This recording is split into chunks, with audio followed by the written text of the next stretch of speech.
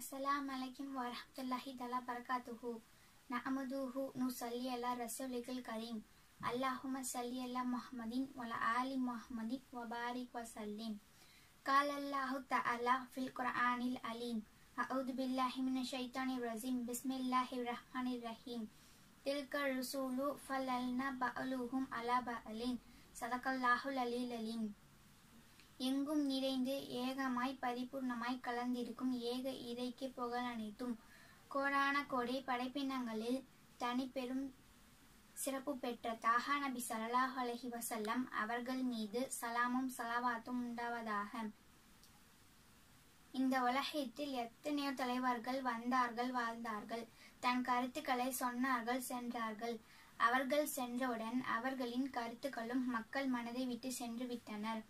ஆனால் உலகம் இருக்கும் வரை கோடான கோடி பாமர மக்களும் விளங்கும்படி அழகாக தன் கருத்துக்களை எடுத்துரைத்து இன்னும் மண்ணிலும் மக்கள் மனதிலும் நீங்காத இடம் பிடித்த தாஹா நபி ஸல்லல்லாஹு அலைஹி வஸல்லம் அவர்களே. இறைவனின் அன்பும் அருளும் முழுமையாக பெற்று வாழ்ந்தவர்கள் 1,24,000க்கும் மேற்பட்ட நபிமார்கள். அவர்களின் சிறப்பானவர்கள் 313 ரசூல்மார்கள்.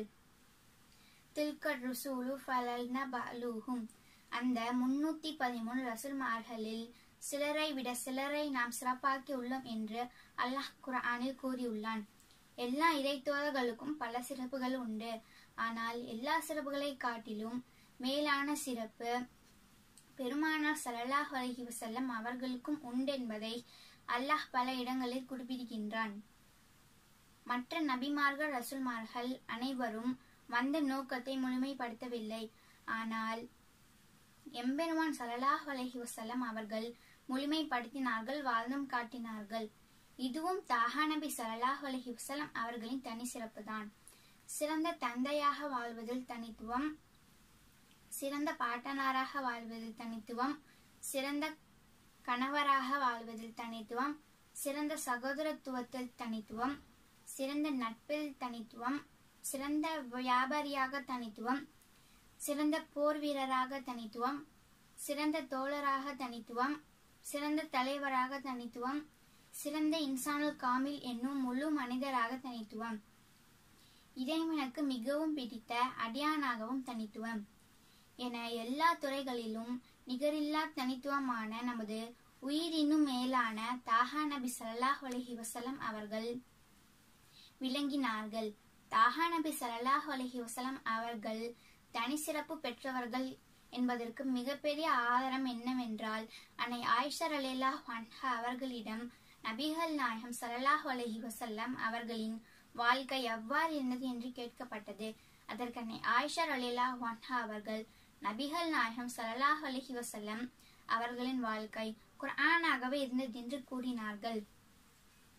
இந்த ஹதீஸ் புகாரி ஷரீஃபில் இடம்பெற்றுள்ளது.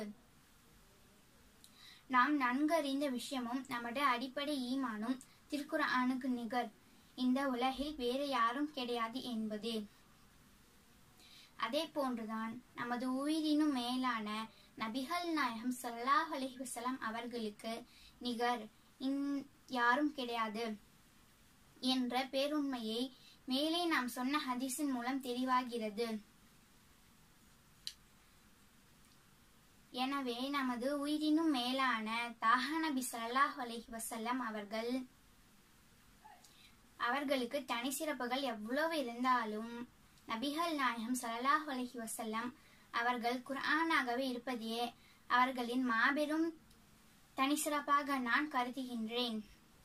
உலகம் அழியும் வரை குர்ஆன் ஷரீஃப் இருக்கும். குர்ஆன் இருக்கும் வரை தாஹா நபி ஸல்லல்லாஹு அலைஹி வஸல்லம் அவர்கள் இருப்பார்கள், இருக்கிறார்கள். குர்ஆனை கண்ணியம் செய்வது நபிகள் நாயகம் ஸல்லல்லாஹு அலைஹி வஸல்லம் அவர்களை கண்ணியம் செய்வதாகும்.